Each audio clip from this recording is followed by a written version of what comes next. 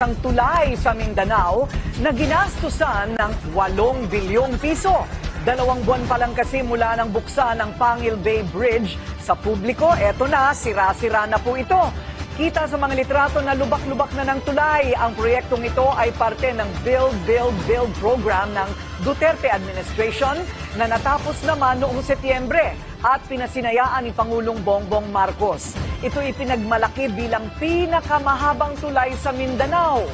Para sa Facebook user na ito, nakakalungkot na mukhang maraming nakurakot daw mula sa pondo na para dapat sa proyektong ito. May nagsabi ring substandard ang pagkakagawa sa tulay at patunay ang mga litratong kumakalat online.